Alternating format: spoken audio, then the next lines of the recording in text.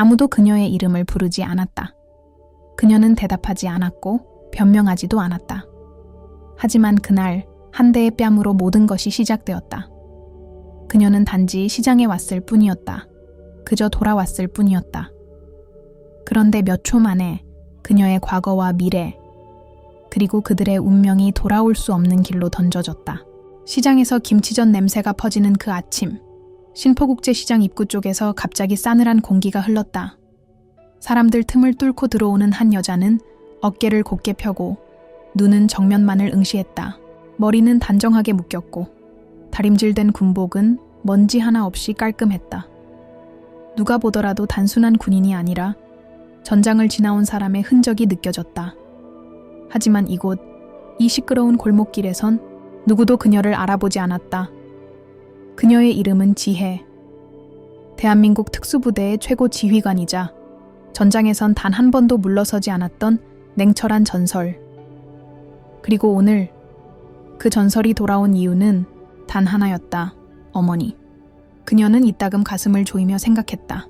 나를 알아보지 못하는 게 어쩌면 더 다행이야. 어머니는 이제 치매가 진행되어 딸이 어떤 삶을 살아왔는지조차 알지 못했다. 그저 그녀를 인천공항 보안 직원이라 생각하고 있었다. 그래도 지혜는 늘 그랬다. 단 한 번도 자신의 진짜 위치나 계급을 말한 적 없었다. 군인은 조용해야 해 라는 말을 마음속에서 수백 번 되뇌이며 버텨온 세월이었다. 신포시장의 골목 끝 반찬가게 앞에서 지혜는 멈췄다. 그곳에는 늘처럼 앞침에 김치국물을 묻힌 어머니가 서 있었다. 햇빛 아래 주름진 눈매는 더 깊어졌고 그녀를 보자마자 웃으며 이렇게 말했다. 지혜야, 오늘도 쉬는 날이야. 어휴, 얼굴이 많이 타서 못 알아보겠네. 그 말을 듣는 순간 지혜의 눈동자가 잠깐 흔들렸다. 하지만 그녀는 웃지 않았다. 웃을 수 없었다. 그때 바로 옆 골목에서 갑자기 남자들의 고성이 들려왔다. 3명의 젊은 남자가 술에 취한 듯한 얼굴로 지나가며 시비를 걸었다. 야, 군복 입었다고 뭐라도 된 줄 아나? 표정 봐라. 진짜 싸가지 없어 보여. 저런 애들이 잘난 척 오지게 하지. 지혜는 무반응이었다. 그녀는 익숙했다.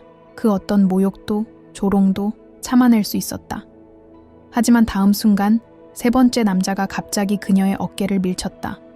그리고 말없이 다가와 그녀의 왼쪽 뺨을 쳤다. 찰싹. 시장 전체가 조용해진 듯했다. 김치 볶는 소리도, 어머니가 가게에서 흘리는 물소리도 멈춘 것 같았다. 주변 상인 몇몇은 놀라며 고개를 돌렸고 일부는 못 본 척 고개를 숙였다. 지혜는 단 한 번도 표정을 바꾸지 않았다. 그저 그 남자의 얼굴을 똑바로 바라봤다. 그 얼굴 익숙했다. 하지만 그녀는 아무 말도 하지 않았다. 몸을 돌려 조용히 뒷골목으로 사라졌다. 그녀의 걸음은 느렸지만 흔들리지 않았다. 남자들 중 하나가 농담처럼 말했다. 쟤 뭐냐, 로봇이냐? 반응도 없고 재미없게. 그리고는 다시 웃으며 걸어갔다. 그들은 몰랐다. 방금 자신들이 건드린 그 뺨이 수백 명의 생명을 살린 사람이었다는 것. 그리고 그 뺨을 친 남자의 이름이 지혜의 기억 속에서 지워지지 않는 그 이름과 같다는 사실을 그날 밤 지혜는 시장 옆 허름한 고시원 방에서 혼자 앉아 있었다. 탁자 위엔 쓰다 남은 물티슈 한 장, 그리고 손끝엔 아직도 그 뺨에 온기가 남아 있었다. 그녀는 아무 말 없이 작은 종이 하나를 꺼냈다. 그건 수년 전부터 간직해온 한 장의 사진이었다. 사진 속에는 한 남자가 갓난아이를 안고 있었다. 그리고 그 남자의 이름은 간경재. 지혜는 다음 날 이른 새벽, 여느 때처럼 차가운 얼굴로 신포시장의 뒷골목을 걸었다. 어제의 뺨 자국은 이미 사라졌지만 그 충격은 피부 아래 깊이 스며들어 아직 남아 있었다. 그녀는 다시 그 장면을 머릿속에서 재현했다. 그 남자의 손, 그의 웃음, 주변 사람들의 무관심, 그리고 무엇보다 그가 입고 있던 점퍼 가슴팍에 선명하게 새겨진 이름. 강민준. 그녀는 숨이 멎는 줄 알았다. 강이라는 성, 그 두 글자는 지혜의 인생을 반으로 가른 이름이었다. 그녀의 어머니가 무릎 꿇고도 지켜내지 못했던 이름. 자식도 책임도 명예도 선택적으로 챙겼던 한 남자, 간경제. 대한민국 육군에서 이름만 대면 모두가 고개를 숙이는 인물. 그러나 지혜에겐 그저 단 한 번도 불러본 적 없는 아버지였다. 강민준. 어제 그녀의 뺨을 때린 그 남자, 그의 성과 외모, 그리고 말투까지 너무도 간경제와 닮아 있었다. 그것은 단순한 우연일 수 없었다. 지혜는 자신도 모르게 손에 힘이 들어가는 걸 느꼈다. 피는 속일 수 없다는 말을 이토록 고통스럽게 받아들인 건 처음이었다. 그녀는 그날 밤 어머니가 숨겨둔 오래된 서랍을 열었다. 아무도 열지 말라고 했던 그 작은 서랍. 그 안엔 사진 몇 장과 노란 봉투 하나가 들어있었다. 봉투 속에서 나온 건 한 통의 편지. 누렇게 변색된 종이는 마치 숨겨진 죄의 기록 같았다. 편지지 위엔 짧은 문장들만이 차갑게 찍혀 있었다. 아이는 절대 공식적으로 등록되지 않아야 한다. 입양 후 그 어떤 접촉도 금지한다. 공적 이미지에 영향을 주지 않도록 조용히 처리하라. 그녀는 손끝이 떨리는 걸 느끼며 편지를 다 읽었다. 그리고 한 장의 사진이 편지 밑에 끼워져 있는 것을 발견했다. 사진 속에는 갓난아이와 군복을 입은 남자가 서 있었다. 남자의 얼굴은 익숙했다. 그리고 아기의 볼 옆에 붙은 작은 점 하나.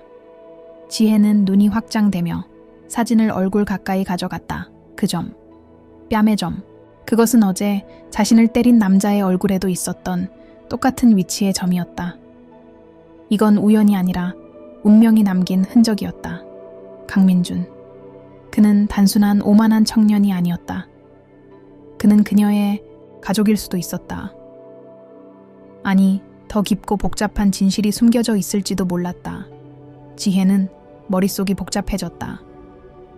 어머니는 이 모든 걸 알고 있었을까? 왜 침묵했을까? 그녀가 군인이 되어 수없이 피와 땀을 흘릴 때 왜 단 한 번도 이 진실을 꺼내지 않았던 걸까? 그녀는 고개를 들었다. 방 안은 조용했고 창밖에선 트럭 한 대가 지나가는 소리만이 들렸다. 모든 게 너무 일상적이었지만 그녀의 세계는 조용히 무너지고 있었다.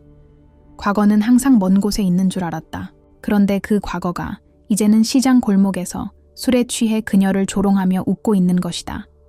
그것이 이보다 더 모욕적일 수 있을까?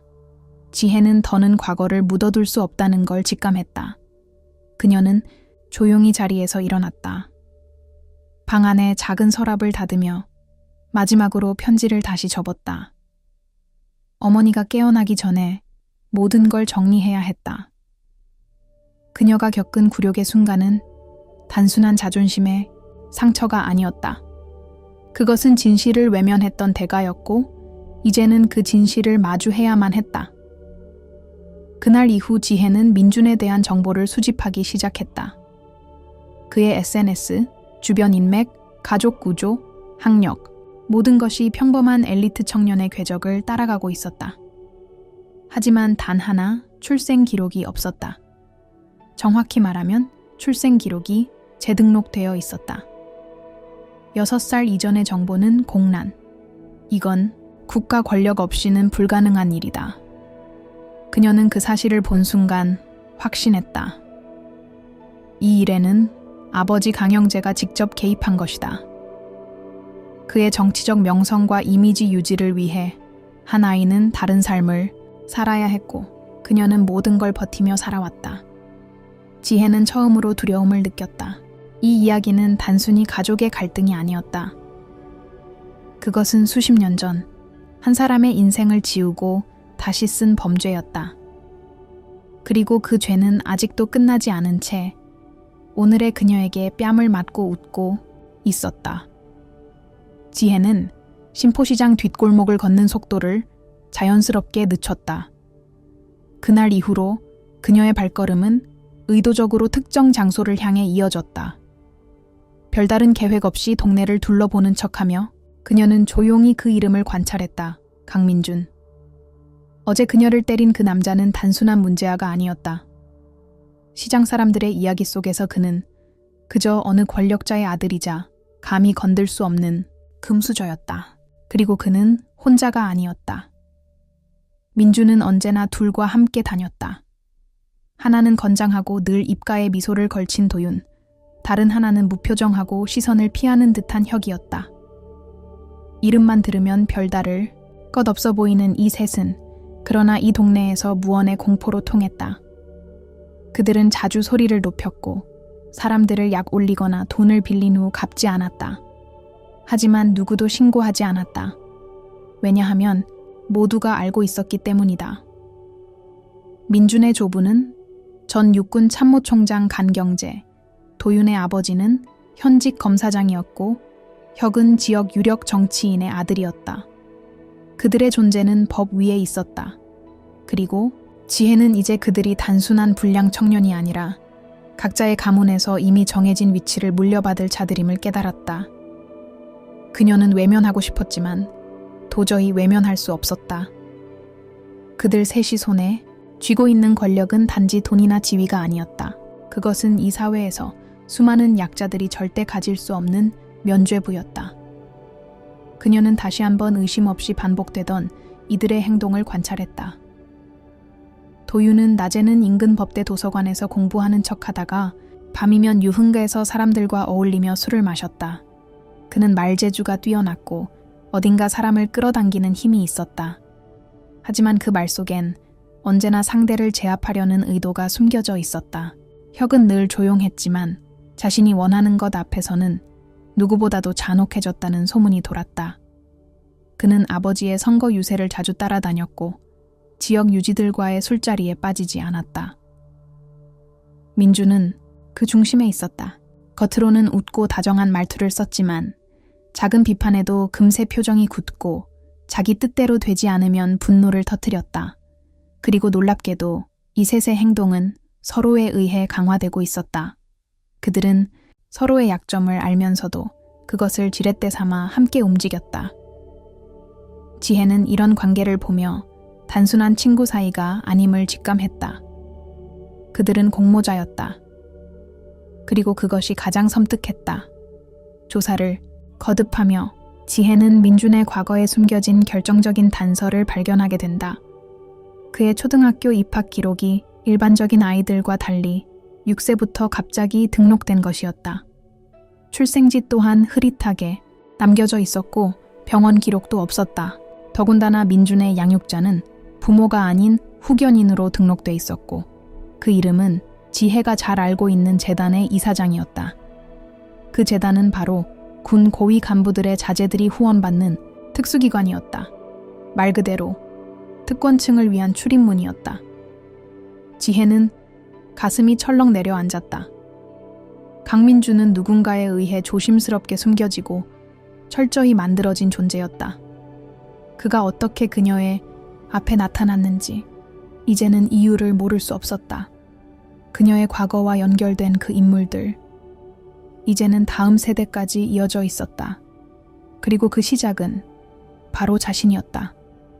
누군가 그녀의 존재를 지우기 위해 아이를 빼앗고 다시 태어나게 했다. 시장 사람들은 여전히 그들을 조심스럽게 대했다. 누가 이들의 뒤에 무엇이 있는지 모두 알고 있었지만 아무도 입 밖으로 내지 않았다. 그저 물건을 팔고 고개를 숙이고 오늘도 살아남기 위해 침묵했다. 지혜는 이 침묵이 자신의 어머니가 세상에 맞설 수 없던 이유와 같다고 느꼈다. 고개를 들면 다친다. 말하면 잃는다. 그래서 대부분은 그저 참는다. 하지만 지혜는 이제 참을 수 없었다. 그녀는 그날 밤 다시 편지를 펼쳐 보았다. 손끝에서 종이가 바스락거리는 소리조차 크게 들리는 것 같았다. 강민준. 그가 진짜 누구인지는 아직 확신할 수 없었다. 아들일지 조카일지 혹은 또 다른 무엇일지. 하지만 분명한 것은 그와 그녀는 같은 피의 그림자 속에 있었다는 점이었다. 그리고 그 그림자는 이 도시의 한복판, 가장 복잡하고 더러운 권력의 중심에서 움직이고 있었다. 지혜는 이제 확실히 알 수 있었다. 이 일은 단순한 우연이 아니라 과거가 되돌아온 신호였다. 그녀는 지금까지 살아온 인생 중 가장 조용하면서도 가장 위험한 전장에 발을 들이고 있었다. 인천의 하늘은 하루 종일 흐렸다. 바람도 없이 축축하게 내리는 가랑비는 시장 바닥을 얼룩지게 했고 사람들의 어깨는 점점 더 구부러져 갔다. 지혜는 조용히 그 익숙한 골목으로 들어섰다. 비닐 지붕 아래서 반찬을 팔고 있는 노모는 오늘도 같은 표정으로 김치를 담그고 있었다. 그녀의 손은 여전히 빠르고 익숙했지만 눈빛은 흐릿했고 동작엔 때때로 방향을 잃은 듯한 멈춤이 있었다. 지혜는 어머니의 곁에 조용히 앉았다. 말없이 김치통을 닫고 손수건으로 어머니의 이마를 닦았다. 그녀는 습관처럼 물었다. 오늘은 기억나세요, 어머니? 하지만 돌아온 건 엉뚱한 이야기였다. 너 어릴 때 울면 이불 끝을 꼭 입에 물었지. 그때 네 아빠가 오면 너 갑자기 웃었어. 기억나니? 지혜는 순간 멈칫했다. 그 이름, 아빠. 그 단어는 어머니의 입에서 몇 년 동안 사라졌던 단어였다. 그녀는 조심스럽게 묻지 않았다. 그저 어머니의 시선을 따라 오래된 서랍장을 바라보았다. 그날 밤 지혜는 어머니가 잠든 사이 그 서랍을 열었다. 그곳은 늘 잠겨 있었고 어머니조차 자물쇠의 열쇠를 잃어버렸다며 열지 못했다. 하지만 지혜는 예전에 직접 만들어둔 도구로 쉽게 자물쇠를 열었다. 서랍 안에는 오래된 엽서 몇 장, 병원 진료 기록, 그리고 봉투 하나가 놓여 있었다. 봉투는 노랗게 발에 있었고 가장자리는 비에 젖은 듯 물들어 있었다. 그녀는 봉투를 열며 손끝이 떨리는 것을 느꼈다. 편지는 간결했다. 하지만 문장 하나하나가 마치 심장을 찌르는 송곳 같았다. 당신은 좋은 사람입니다. 하지만 아이는 제 삶에 들어올 수 없습니다. 제 군 경력과 가정, 그리고 정치적 미래를 위해 아이는 다른 경로로 보내겠습니다. 이 일은 잊으세요. 둘 다를 위한 최선입니다. 그 편지를 쓴 사람은 분명했다. 간경재. 그 이름은 끝부분에 정갈한 글씨체로 사무적인 문장 뒤에 덧붙여져 있었다. 지혜는 편지를 내려다보며 호흡을 깊이 고르고 눈을 감았다. 그녀의 과거가, 어머니의 침묵이, 모든 조각들이 하나로 이어지기 시작했다. 그리고 편지 아래에는 또 다른 사진이 있었다. 사진은 오래되어 색이 바랬지만 중심은 또렷했다. 군복을 입은 간경재가 갓난아기를 안고 웃고 있었다. 그리고 사진 뒷면에는 날짜가 적혀 있었다. 1999년 3월 26일. 그것은 지혜가 특수부대 훈련소에 입소한 바로 그 해. 그녀가 17세가 되던 해였다. 지혜는 그제야 눈치챘다. 어머니가 지혜에게 아이를 잃었다고 했던 적이 있었다. 처음엔 그 말이 유산을 의미한다고 생각했지만 지금은 달랐다. 그녀는 아이를 낳았다. 하지만 그 아이는 누군가의 손에 의해 빼앗겨졌고 다시 태어난 이름으로 살고 있는 것이었다. 강민준. 그 아이가 자신이 낳은 아이라면 그녀는 무언가를 붙잡고 있던 손에 힘이 빠지는 것을 느꼈다. 모든 게 이해되기 시작했다. 왜 어머니는 항상 지혜가 아이들을 볼 때마다 멍하니 쳐다보았는지, 왜 편지를 숨기고 사진을 숨겼는지. 지혜는 지금까지 어머니가 연약하다고 생각했지만 어쩌면 그녀는 세상에서 가장 무거운 비밀을 가슴에 안고 살아온 사람이었다. 그리고 그 침묵이 그녀를 무너뜨리기보다 더 단단하게 만든 것일지도 모른다. 비가 그치지 않았다. 창밖에서는 고양이 울음소리와 빗소리가 뒤섞였고 지혜는 조용히 서랍을 다시 닫았다. 편지와 사진은 이제 그녀의 것이었다. 그것은 단순한 과거의 유물이 아니었다. 그것은 지혜에게 남겨진, 그리고 지혜가 선택해야 할 진실이었다. 그녀는 이제 이 진실을 외면하지 않을 것이다.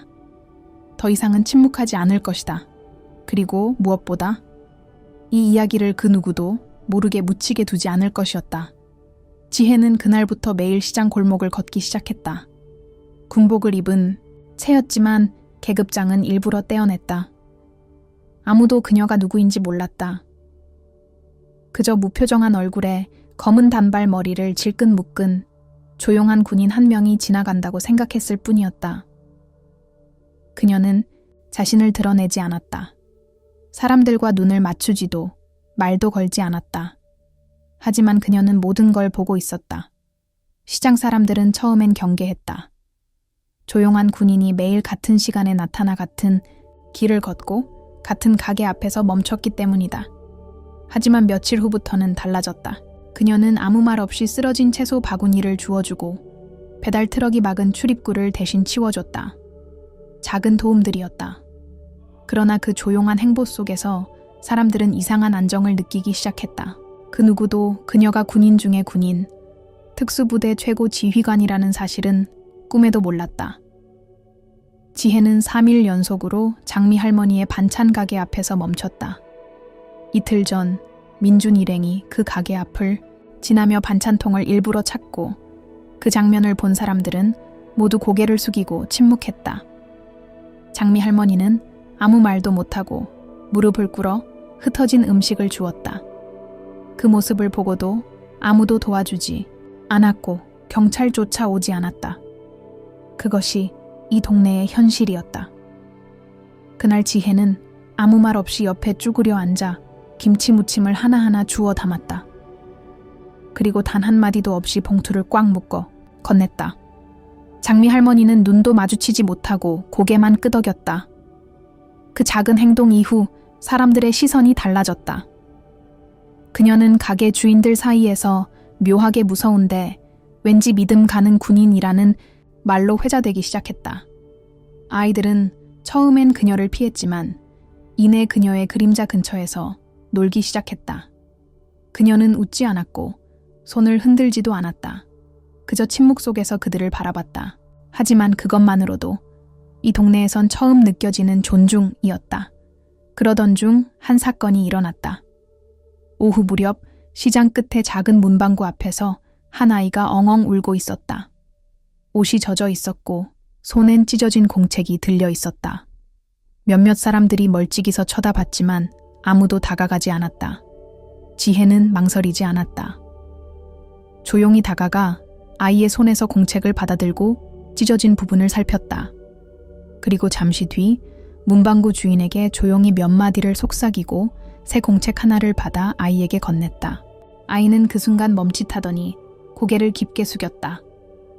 그 장면은 우연히 근처 커피트럭 직원의 스마트폰에 찍혀 SNS에 올라갔고 말없는 군인 누나로 알려지며 작게 화제가 되었다. 하지만 그녀는 그 사실을 몰랐다. 그녀는 SNS를 하지 않았고 인터넷에도 자신에 대한 정보를 남기지 않았다. 그저 자신의 방법대로 살아가는 중이었다. 그러나 그 조용한 변화는 민준과 그의 친구들에게도 전해졌다. 특히 도윤은 이런 변화를 불편하게 여겼다. 별것도 아닌 군인 하나가 분위기를 흐린다. 고 말하며 그녀를 조심스럽게 주시하기 시작했다. 혁은 말없이 그저 관망했지만 민준은 이상하리만큼 아무 말도 하지 않았다. 오히려 그는 시장을 지날 때마다 그녀를 스치듯 바라보며 뭔가 꺼림칙한 듯한 표정을 지었다. 어딘가 기억을 더듬는 사람처럼. 지혜는 그 시선조차 모른 척했다. 하지만 마음속 어딘가에서 알 수 없는 떨림이 점점 자라나고 있었다. 그녀는 진실을 말할 수 없었다. 지금 이 순간 그들에게 나는 너희가 감히 뺨을 때렸던 사람이라 말하는 건 아직 준비되지 않은 전쟁을 선언하는 것과 같았다. 그리고 그녀는 알고 있었다. 이곳은 총도, 무기도, 병력도 없는 전장이라는 것을. 이곳에선 존엄과 침묵이 가장 강한 무기였다. 그날 밤 지혜는 손에 잘 다려진 군복을 들고 오래된 전화를 확인했다. 화면에는 낯익은 이름이 적혀 있었다. 국방부 의전 담당관, 짧은 문장 하나만 도착해 있었다. 이번 주 군 고위급 감사 만찬 참석 요청드립니다. 장소, 용산군 장교 클럽. 그녀는 잠시 숨을 멈췄다. 그 행사는 그녀가 몇 해 전부터 의도적으로 피했던 자리였다. 장성들이 인사와 정치적 눈치를 교환하는 그 식탁에서 지혜는 늘 어울리지 못했다. 그러나 이번엔 달랐다. 초대 명단 중 하나의 이름이 눈을 뗄 수 없게 했다. 간경제 예비역 대장. 그녀의 과거이자 여전히 현재를 지배하는 그 이름. 며칠 후 용산 장교 클럽 입구에 도착한 지혜는 21번 고르고 안으로 들어섰다. 넓고 고요한 로비에는 어깨에 별이 달린 군복들이 여럿 보였고 그녀의 등장에 몇몇 이들이 고개를 돌렸다. 그녀는 인사도 미소도 없이 자리에 앉았다. 회색빛 조명이 비치는 테이블에는 정제된 와인 잔과 반짝이는 은식기들이 정돈되어 있었고 각자의 대화는 조용히 흘러갔다. 그 가운데 강영재가 천천히 등장했다.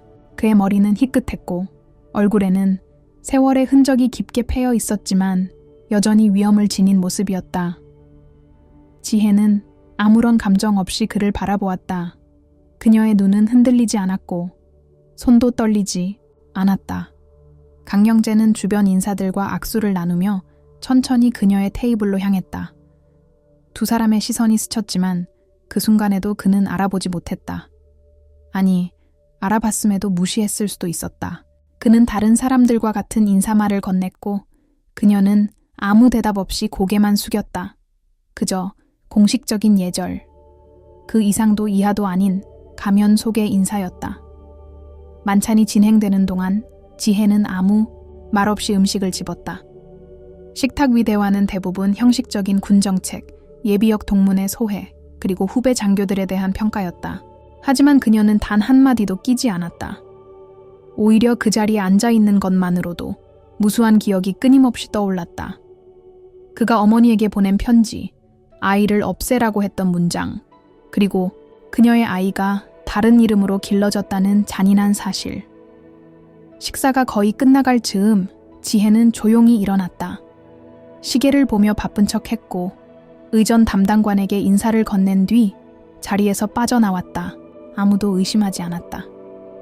그녀는 자신이 한 번도 중심이 된 적 없는 사람처럼 행동했고 모두가 그렇게 받아들였다. 그러나 그녀는 그날 단 한 가지 목적을 가지고 그 자리에 있었다. 클럽. 복도를 조용히 걷던 그녀는 강영재가 외투를 맡긴 의전실 앞에서 잠시 멈췄다. 주변에 아무도 없음을 확인한 뒤 자신의 클러치백에서 종이 한 장을 꺼냈다. 봉투도 없이 반으로 접은 그 종이는 노랗게 바랜 편지 원본이었다. 어머니에게 보낸 편지. 그녀를 지우고 아이를 거래하듯 넘기겠다는 그의 문장이 담긴 증거. 그 종이를 그는 절대 모를 수 없는 송을씨 그대로 그의 외투 안주머니에 조심스럽게 밀어 넣었다. 손끝이 외투 안쪽 천을 스칠 때 지혜는 자신도 모르게 입술을 꽉 깨물었다. 그날 밤 지혜는 용산거리의 오래된 찻집에서 홀로 앉아 있었다. 창밖에는 장교클럽의 불빛이 멀어져 가고 있었고 그녀의 앞에는 식지 않은 차 한 잔이 남아 있었다. 모든 계획이 끝난 후에도 그녀의 손은 차잔을 들지 못했다. 마음이 복잡했다. 그 종이를 넣었다고 해서 모든 게 바뀌는 것은 아니었다. 하지만 그녀는 안다. 그 종이 한 장이 이 전쟁의 시작이 될 것임을. 지혜는 오늘 그 자리에 지휘관으로 참석한 것이 아니었다. 딸로서 그리고 엄마로서 참석했다. 침묵은 오래 지속될 수 없다. 특히 침묵 속에 누군가의 울음이 숨겨져 있을 때는 더더욱. 밤새도록 이슬비가 지붕을 두드렸고 지혜는 한순간도 눈을 붙이지 못한 채 새벽을 맞았다. 탁자 위에는 여전히 편지의 복사본과 낡은 사진이 펼쳐져 있었다. 그녀는 사진 속 아이의 눈을 바라봤다. 갓난아이 특유의 맑은 눈망울, 그리고 왼쪽 뺨에 찍힌 작은 점. 그 점은 잊을 수 없었다. 몇 주 전 시장 한복판에서 자신을 때렸던 민준의 얼굴에도 똑같은 위치에, 똑같은 모양의 점이 있었다. 우연이라고 하기엔 너무 정교했고 지혜의 가슴은 조여들었다. 지혜는 군복지재단의 기록보관소에서 몰래 복사해온 문서들을 다시 펼쳐보았다. 그곳엔 민준의 입양 관련 기록이 남아 있었지만 곳곳이 지워져 있었고 서류의 흐름은 매끄럽지 않았다. 특히 1999년 3월 한 명의 남자아이가 재단을 통해 입양됐다는 기록이 있었지만 생모란란에는 이름이 없었고 아버지라는 정보 비공개로 처리돼 있었다. 그리고 입양 후 민준의 성씨는 강으로 변경되었으며 후견인은 강영재 장군이 직접 선정한 군 출신 사업가로 되어 있었다. 모든 것이 계획적으로 조율된 흐름이었다. 마치 아이의 존재를 숨기고 새롭게 태어나게 하려는 의도처럼 그날 이후 지혜는 민준을 다른 시선으로 보기 시작했다. 그는 더 이상 단순한 오만한 청년이 아니었다. 시장을 주름잡는 권력자의 후손도 어른들의 보호 아래 방종을 즐기는 젊은이도 아니었다. 그는 철저히 만들어진 존재였다. 태어난 순간부터 계산되고 선택된 환경에서 성장했고 그마저도 자신은 모른 채 살아온 것이다. 하지만 그 아이는 누구에게도 선택받지 못했던 지혜의 아이였다. 17살 생전 처음 병원이라는 곳에서 울음을 터뜨린 후 단 한 번도 안아보지 못한 채 빼앗겼던 아이 지혜는 과거를 되짚기 시작했다. 어머니가 중얼거렸던 이상한 말들, 항상 혼잣말처럼 했던 그 아이는 어디로 간 걸까? 나는 보호하려 했는데 같은 문장들. 그녀는 그 말을 단지 노인의 기억착오라고 여겼다. 하지만 이제는 확신할 수 있었다. 어머니는 진실을 알고 있었다. 아니, 어쩌면 그 당시 끝까지 싸워보려 했지만 결국 무력하게 무너졌던 것일지도 모른다. 정권의 힘, 군 내부의 압력, 그리고 간경제라는 이름의 거대한 벽 앞에서 어머니는 그저 하나의 일반인일 뿐이었다. 지혜는 문득 자신이 민준에게 느끼는 감정이 단순한 분노가 아니라는 사실을 깨달았다. 오히려 묘한 슬픔과 죄책감, 그리고 설명할 수 없는 연민이 피어오르고 있었다. 그는 그녀를 때렸고 모욕했으며 그가 속한 세계는 지혜의 존재를 철저히 지우려 했던 세상이었다. 하지만 동시에 그는 그 세계의 피해자이기도 했다. 아이를 빼앗긴 어머니만큼이나 자신의 뿌리를 빼앗긴 아들도 상처를 안고 살아온 것이었다. 며칠 후 지혜는 다시 시장을 찾았다. 비가 내리고 있었고 민주는 동네 후미진 주차장에서 누군가와 통화 중이었다. 그의 어깨는 젖어 있었고 표정은 평소와 달리 복잡했다. 통화를 마친 후 그는 벽에 기대 한참을 서 있었다. 그 모습을 보며 지혜는 잠시 멈춰 섰다. 아들은 알아보지 못하는 어머니를 향해 등을 보이고 있었고 어머니는 이름조차 밝힐 수 없는 침묵 속에 서 있었다. 그 거리는 단지 몇 미터였지만 마음으로는 수십 년의 시간이 가로막고 있는 듯 느껴졌다. 그날 밤 지혜는 침대 옆에 오래된 일기장을 꺼냈다. 그 안에는 그녀가 특수부대 훈련 중 썼던 메모, 전장에서 겪은 공포, 그리고 누구에게도 말하지 못한 감정들이 담겨 있었다. 마지막 장에는 이렇게 쓰여 있었다. 내가 살아남은 이유는 누군가를 반드시 지켜야 할 존재이기 때문이다. 그녀는 펜을 들어 한 문장을 덧붙였다. 그리고 나는 그 아이를 다시 지킬 것이다. 어떤 방식으로든. 지혜는 이제 결심했다. 진실을 드러내는 것이 복수가 아닌 회복이 되어야 한다는 것을. 하지만 그 회복의 길은 아직 더 깊은 고통의 골짜기를 지나야만 도달할 수 있을 것이었다. 인천의 봄비는 며칠째 내렸다. 젖은 포장도로는 빛을 반사하며 흐릿한 형체들을 번지게 했고 시장 골목을 걷는 사람들의 걸음은 모두 조심스러웠다. 그러나 지혜는 그 속에서도 흔들리지 않았다. 이제 그녀의 눈엔 오로지 한 사람만이 보였다. 민준. 뺨을 때린 가해자이자 스스로도 알지 못한 채 그녀의 삶을 송두리째 뒤흔든 존재. 어쩌면 세상에서 가장 가깝고도 멀어진 아들. 그녀는 그를 따라다니지 않았다. 대신 그가 다니는 길을 조용히 지나쳤고 그가 머무는 자리에 뒤늦게 앉았다. 변화는 미세하게 시작되었다. 며칠 전 민주는 시장 입구에서 한 노인의 손수레가 뒤집히는 걸 보고 처음으로 멈췄다. 평소였다면 그냥 지나쳤을 상황이었지만 그는 어색하게 손수레를 다시 세웠고 어깨를 두드린 노인의 감사 인사를 애써 외면했다. 그 장면을 멀리서 지켜본 지혜는 한동안 시선을 떼지 못했다. 그 행동 하나에 숨겨진 고민, 갈등, 변화의 조짐이 그녀의 심장을 조용히 흔들었다. 민준의 행동은 조금씩 달라졌다. 친구들과 어울리는 시간도 줄었고 시장을 걷는 눈빛에서도 예전의 거만함이 옅어지고 있었다. 그의 곁에 있던 도윤은 이런 변화를 못마땅해 했다. 한밤중 시장 입구에서 벌어진 실랑이에서 도윤은 민준을 밀치며 예전처럼 하지 않으면 널 보호할 수 없다고 말했다는 소문이 돌았다. 하지만 민준은 말없이 자리를 떴고 그날 이후 셋의 무리는 더 이상 함께 움직이지 않았다. 지혜는 이 모든 것을 침묵 속에서 바라봤다. 말 한마디 건네지 않았고 이름조차 밝히지 않았다. 그럼에도 불구하고 민준은 점점 더 그녀의 존재를 의식하기 시작했다. 어느 날은 그녀가 김치가게 앞에서 박스를 정리하는 것을 가만히 지켜보았고 또 어느 날은 우연을 가장한 듯 같은 커피 트럭에서 마주쳤다.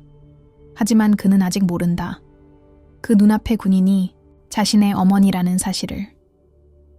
그녀는 말할 준비가 되어 있지 않았다. 아직은 아니었다. 그러던 어느 날 민주는 자신의 새 프로젝트를 공개했다. 인천 청소년들을 위한 커뮤니티 공간을 만들겠다는 계획이었다.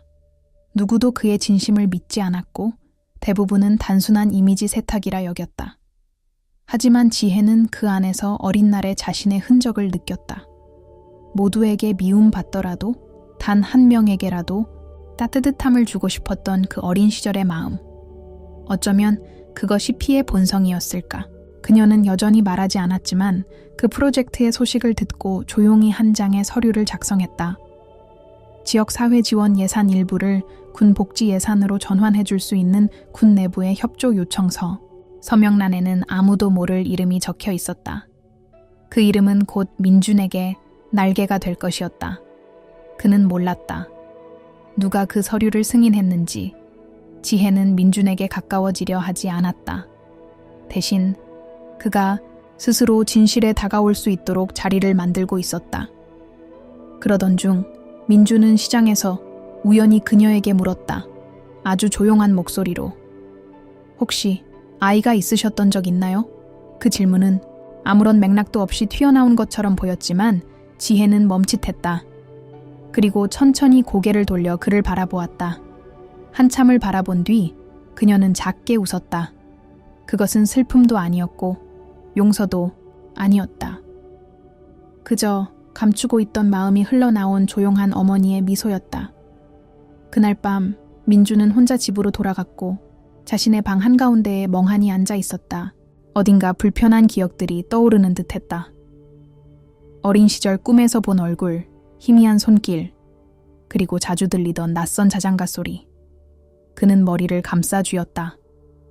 이름도 얼굴도 없는 과거가 조금씩 드러나기 시작했고 그는 자신이 믿어왔던 세계에 균열이 생기고 있음을 느꼈다.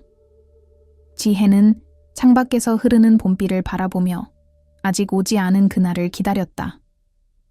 그날이 오면 모든 것을 말할 것이다. 그러나 지금은 아니다. 지금은 그저 민준이 스스로 자신의 거울을 들여다보도록 기다려야 했다. 왜냐하면 진실은 때로 말보다 눈빛과 침묵 사이에서 더 깊이 전해지기 때문이었다. 햇살이 맑았던 어느 날 오후 신포시장은 평소보다 더 분주했다. 연등 축제를 앞두고 골목에는 형형색색의 장식들이 걸리고 상인들은 분주히 손님을 맞았다. 그 활기 속에서도 지혜는 조용히 시장을 관찰했다. 사람들의 시선은 여전히 그녀를 경계하면서도 묘하게 의지하는 기색이 묻어났다. 그녀는 군인이라는 정체를 드러낸 적이 없었지만 이제는 동네 어귀에서 아이들이 슬쩍 손을 흔들고 노점상 할머니들이 조심스레 음료수를 건넬 만큼 존재감이 자리 잡고 있었다. 그날 오후 누군가의 실수 혹은 의도가 담긴 한 영상이 시장 전체를 뒤흔들었다. SNS에 올라온 짧은 클립. 화면은 흔들렸지만 장면은 분명했다. 시장 골목 한복판, 군복을 입은 여인이 청년 셋의 희롱을 견디고 있었고 그중 한 명이 그녀의 뺨을 강하게 내리쳤다. 주위 사람들은 침묵했고 여인은 반응하지 않았다. 그러나 영상의 하단에는 굵은 글씨로 이렇게 적혀 있었다. 대한민국 특수부대 지휘관, 인천시장에서 민간인에게 폭행당하다. 영상은 업로드된 지 1시간 만에 전국적으로 퍼졌다. 사람들은 그녀가 누구인지, 그 청년이 누구인지, 왜 아무도 말리지 않았는지를 두고 분노했고 일부는 허위일 거라고 의심하며 논쟁을 벌였다. 그리고 영상 속 가해자 중 한 명의 얼굴이 강민준이라는 사실이 밝혀지자 파장은 폭발적으로 커졌다. 누군가는 그를 군 장성의 손자, 또 누군가는 기부사업가라고 부르며 혼란스러워했다. 그러나 무엇보다도 대중의 반응을 뒤바꾼 건 민준의 정체가 아닌 그녀의 정체였다. 지혜의 신원은 며칠 동안 철저히 보호되었지만 결국 군 내부 자료가 누설되며 언론에 노출되었다.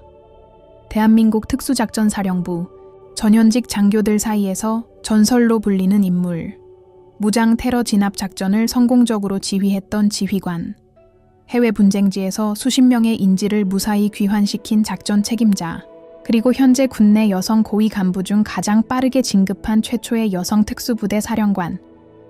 대중은 경악했고 동시에 자존심이 무너진 듯 분노했다. 그런 인물을 저런 식으로 모욕하다니, 비비암을 친 자가 누구든 그의 배경은 용서받지 못한다. 여론은 순식간에 한 방향으로 기울었다. 민준은 영상이 퍼진 직후부터 연락이 끊겼다.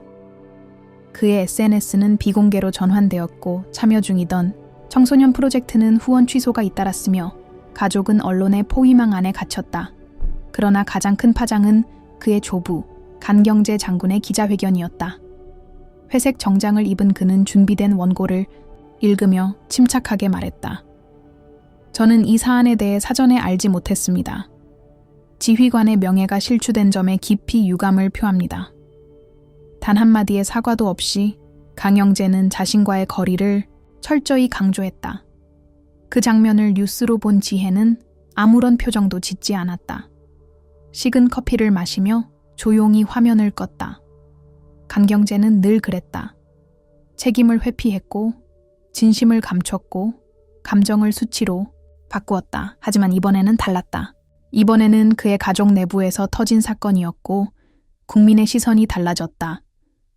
군 내부에서도 논의가 시작되었고 지혜는 소환장을 받았다. 군 명예위원회 출석 요청. 그녀는 그 자리를 피할 이유가 없었다. 며칠 후 위원회가 열렸다. 회의실 안은 차가운 조명과 무표정한 얼굴들로 가득했다.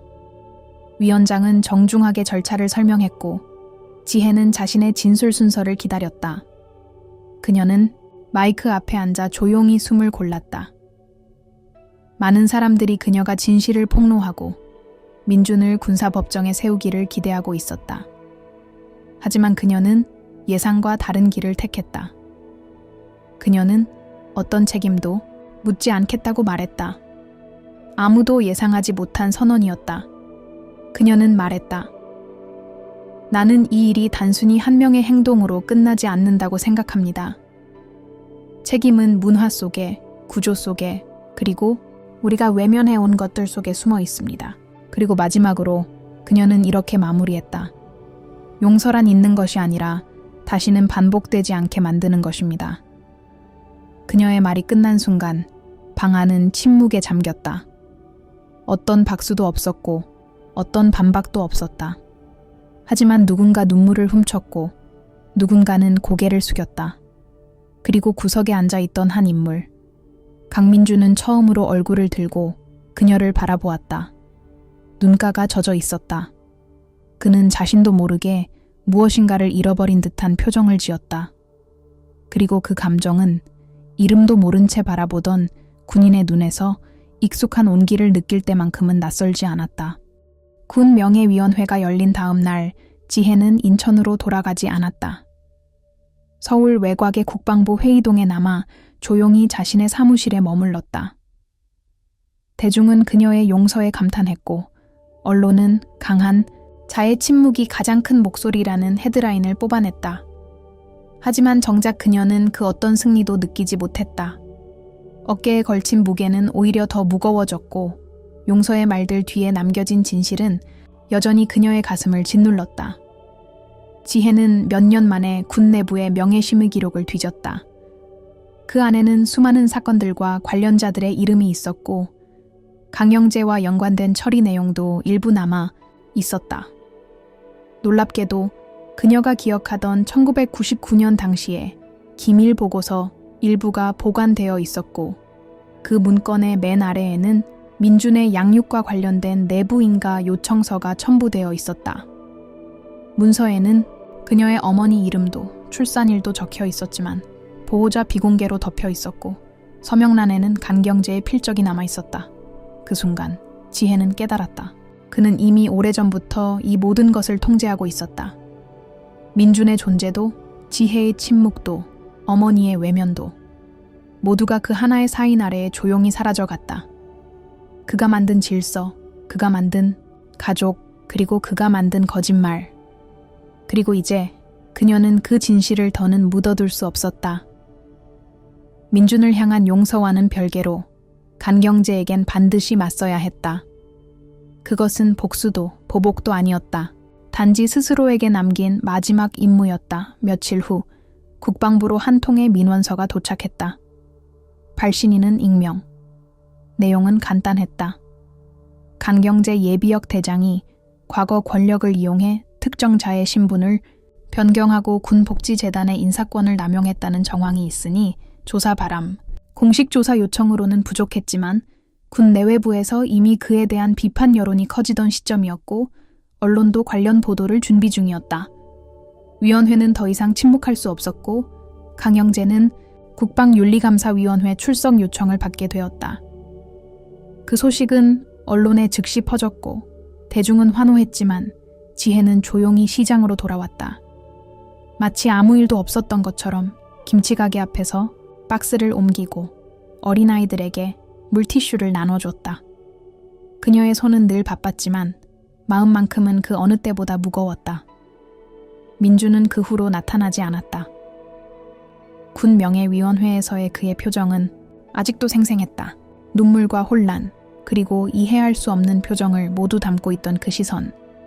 지혜는 알 수 있었다. 민준이 무언가를 느끼고 있다는 것을. 그것이 무엇이든 이미 늦지 않았기를 바랐다. 며칠 뒤 그녀는 뜻밖의 호출을 받았다. 강경재 본인의 요청이었다. 대면 장소는 국방부 내 별관, 비공개 회의실. 지혜는 말없이 그 요청을 수락했다. 그날 오후 두 사람은 텅 빈 회의실에 마주 앉았다. 강영재는 예전과 다르게 말이 없었고 표정은 어딘가 지쳐 보였다. 그는 무거운 눈으로 지혜를 바라보다가 천천히 서류 하나를 꺼내 테이블 위에 올려놓았다. 민준의 출생 관련 진술서였다. 그리고 그 옆에는 본인의 서명이 들어간 자필 고백문도 있었다. 그녀는 그 어떤 말도 듣지 않았다. 그저 서류를 받아 조용히 가방에 넣었다. 그날 밤 지혜는 문서들을 펼쳐 놓고 하염없이 앉아 있었다. 고백문엔 예상한 대로의 내용이 적혀 있었다. 아이의 존재를 알았고 어머니에게 거짓 약속을 한 뒤 지혜의 동의를 받지 않은 채 아이를 재단을 통해 입양시켰다는 것. 그리고 그 과정에서 자신의 위치를 이용했다는 점까지. 그러나 어느 한 문장에서 지혜는 멈춰야 했다. 그 아이가 그렇게 자랄 줄은 몰랐다. 그의 뺨에서 너를 본 순간 나도 늦게 알았다. 지혜는 그 문장을 되읽으며 자신이 느끼고 있던 감정이 분노가 아니었음을 확신했다.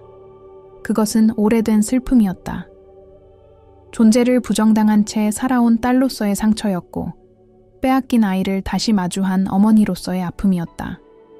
그리고 지금 그 고백이 아무리 뒤늦은 것이라도 지혜는 그것을 그저 진실로 받아들이기로 했다. 며칠 후 민주는 혼자 시장에 나타났다. 그날 이후 처음 보는 얼굴이었다. 그는 그녀를 향해 천천히 다가왔고 아주 멀리서 멈춰섰다. 말없이 고개를 숙였다. 그 순간 지혜는 처음으로 마음속에 응어리졌던 어떤 벽이 무너지는 소리를 들었다. 그는 아무 말도 하지 않았지만 그것으로 충분했다. 지혜는 천천히 고개를 끄덕였다. 그리고 그날 밤 바람이 스쳐간 시장 골목에는 단 한마디의 대화 없이 가장 진실된 화해의 시간이 흘러갔다. 인천의 공기는 그날따라 이상하리만큼 맑았다. 봄비가 멎은 뒤 찾아온 고요함은 사람들의 걸음을 느리게 만들었고 시장 골목의 노점상들은 이른 오후부터 하나둘 문을 닫기 시작했다. 지혜는 조용히 병원 입구 앞에 섰다. 오래전 어머니를 모시고 처음 이곳에 왔던 날이 떠올랐다. 어머니는 그날도 시장 앞치마를 입고 있었고 병원 복도에서조차 반찬값 계산을 중얼거리며 간호사에게 핀잔을 들었었다. 그 모든 것이 지금은 더없이 소중한 풍경처럼 느껴졌다. 병실 문을 열었을 때 어머니는 조용히 누워 있었다. 산소호흡기는 제거되었지만 숨은 여전히 느렸다. 의사는 조용한 진행이라고 표현했지만 지혜는 이미 알고 있었다. 그저 시간을 기다리는 중이라는 것. 수십 년을 지혜를 위해 숨겨온 진실을 짊어진 채 그 마지막을 조용히 맞이하고 있다는 것. 그녀는 침대 옆에 놓인 의자에 앉아 손을 잡았다. 그 손은 여전히 주름졌고 차가웠다. 마치 세월을 닮은 돌처럼 단단하면서도 부서질 듯 위태로웠다. 지혜는 말이 없었다. 오히려 그 침묵이 위로였다. 어머니는 깨어있지 않았지만 그녀는 그 손을 잡는 것만으로 충분했다. 수없이 말하고 싶었던 것들, 묻고 싶었던 과거, 그리고 용서하지 못했던 순간들조차 그 순간만큼은 모두 사라진 것 같았다. 손끝으로 전해지는 저는 마치 오래된 상처에 덮이는 거즈처럼 느리고 조용하게 그녀의 마음을 덮었다. 그녀는 가방 속에서 한 장의 사진을 꺼냈다. 노랗게 빛바랜 그 사진은 어머니가 지키고자 했던 유일한 증거였다. 강영재가 안고 있던 그 아기, 그리고 그 아기를 바라보던 어머니의 젊은 얼굴, 사진 위로 손을 덮으며 지혜는 속으로 다짐했다. 이 사진을 이제는 묻어둘 수 있다고. 진실은 이미 드러났고 남은 것은 기억뿐이라는 사실을. 그날 오후 병원 로비에는 뜻밖의 인물이 나타났다. 강민준. 그는 말없이 접수 창구 앞에 서서 몇 번 망설이다가 마침 병실로 내려가는 간호사에게 무언가를 물었다. 그리고 손에는 작은 꽃다발이 들려 있었다. 붉은 튤립 5송이. 생애 처음으로 자신이 직접 샀다는 그 꽃은 어딘가 서툰 포장지에 감싸져 있었고 리본은 매듭이 느슨했다. 그러나 그 진심은 조용한 엘리베이터 안에서 그가 움켜쥔 손에서 분명하게 전해지고 있었다. 병실 앞에 도착한 그는 문을 열지 못했다. 두어 걸음 앞에서 서성이다가 그 안에서 들려오는 아무런 소리도 없는 정적에 숨이 막히는 듯 돌아섰다. 그때였다. 병실 문이 조용히 열렸다. 지혜는 문 앞에 서 있었다. 그의 손에 든 꽃다발을 바라보았고 그는 그녀를 마주 보았다. 긴 시간 두 사람은 아무 말 없이 서 있었다. 눈빛은 흔들렸고 심장은 빠르게 뛰었다. 그리고 아주 천천히 지혜는 몸을 비켜주었다. 그녀는 문을 열어준 것이 아니라 그를 받아들인 것이었다. 민주는 조심스럽게 병실 안으로 들어갔다. 어머니는 여전히 조용히 누워 있었고 아무런 반응도 없었다. 그는 의자에 앉아 꽃다발을 내려놓고 아주 조용히 손을 내밀었다. 손끝이 닿았을 때 그는 무엇인가가 자신 안에서 무너지는 걸 느꼈다. 어릴 적 기억나지 않던 어떤 촉감이 그 손 안에서 되살아나는 듯 했고 그 감정은 말로 표현할 수 없었다. 그는 고개를 숙였고 이내 조용히 눈물을 흘렸다. 지혜는 병실 밖에서 그 모습을 지켜보았다. 그리고 문을 살짝 닫았다. 복도는 고요했고 그녀는 잠시 벽에 기대어 섰다. 그녀의 눈에는 더 이상 분노도 의심도 없었다. 대신 오래도록 눌러왔던 감정이 조용히 올라와 눈가를 적셨다. 모든 것을 말하지 않아도 알 수 있는 순간이 있다. 그날 그녀는 어머니에게 그리고 민준에게 말하지 않고도 전할 수 있는 모든 것을 전한 셈이었다. 그날 밤 병실은 여전히 조용했지만 그 안의 공기는 달라져 있었다. 세 명의 운명이 조용히 교차했던 그 작은 공간은 시간이 멈춘 듯 고요했지만 동시에 너무 많은 것을 품고 있었다. 민주는 끝내 아무 말도 하지 않았고 지혜도 대답하지 않았다. 그러나 두 사람 모두 알 수 있었다. 무언가가 바뀌었다는 것을, 그리고 그것은 누군가의 마지막 숨결이 멈추기 전 반드시 필요했던 유일한 방문이었다. 몇 주가 흐른 후 신포시장은 다시 일상으로 돌아와 있었다. 등불 축제는 조용히 지나갔고 여름이 다가오며 생선 비린내와 갓 담근 김치의 시큼한 향이 골목마다 스며들기 시작했다. 사람들은 다시 가격을 흥정하고 지나가는 오토바이 소리에 짜증을 내고 늦은 오후가 되면 자리를 펴고 막걸리 한 잔을 기울였다. 모든 것이 원래대로 돌아온 듯 보였다. 단 하나를 제외하고 지혜는 더 이상 그곳에 없었다. 그녀가 마지막으로 시장을 걸었던 날 아무도 그것이 마지막이 될 줄 몰랐다. 그날 그녀는 여느 때처럼 장미 할머니의 반찬통을 들어주고 길 잃은 아이를 품에 안아 경찰서까지 데려다 주었고 민준이 새로 단장한 청소년 쉼터 앞에서 발걸음을 멈췄다. 짧게 웃었고 고개를 숙였고 그 후엔 조용히 사라졌다. 그저 그렇게 아무런 흔적도 남기지 않은 채 소문은 얼마 지나지 않아 퍼졌다. 누군가 말하길 그녀는 다시 군에 복귀했다고 했다. 또 누군가는 그녀가 해외 평화유지 임무를 자원했다고도 했다. 정확한 행선지는 아무도 몰랐다. 그러나 시장 사람들은 모두 알 수 있었다. 그녀는 이제 이곳에서 할 일을 끝냈다는 것을. 그리고 그 떠남은 도피가 아니라 자연스러운 마무리라는 것을. 민주는 그 후 시장에 자주 나타나기 시작했다. 그는 여전히 조용했지만 그 눈빛은 완전히 달라져 있었다. 골목 어귀에서 노인들에게 인사를 건넸고 쉼터 아이들과 바닥에 앉아 라면을 끓였다. 웃음은 어색했지만 진심이었고 그 진심은 주변의 벽들을 천천히 무너뜨렸다. 아무도 그에게 왜 뺨을 때렸냐 묻지 않았다. 그것은 이제 중요한 것이 아니었다. 그에게 붙었던 이름표, 배경 혈통조차도 사람들은 더 이상 기억하지 않았다. 몇 달 후 민주는 쉼터 한쪽 벽에 작은 동판을 달았다. 그녀는 한 번도 목소리를 높이지 않았지만 모두가 귀를 기울였다. 이름도 직책도 사진도 없었다. 다만 그 아래 매년 봄이 되면 빨갛게 피어나는 작은 튤립이 심어졌다. 그 꽃을 보고 고개를 숙이는 이들 중 절반은 그녀가 누구였는지 모르고 나머지 절반은 그 이름을 입에 올리지 않았다. 그러나 모두가 그녀를 기억했다. 군 내부에서도 변화는 일어났다.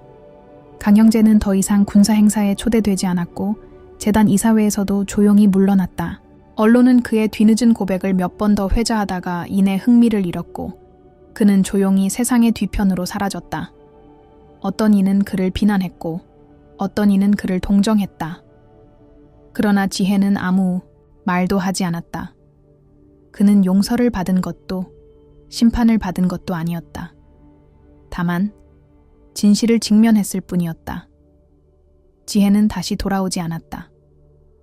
그러나 사람들의 이야기 속에서는 언제나 그 군인 누나, 뺨을 맞고도 웃던 여자, 시장을 지켜주던 사람으로 남았다.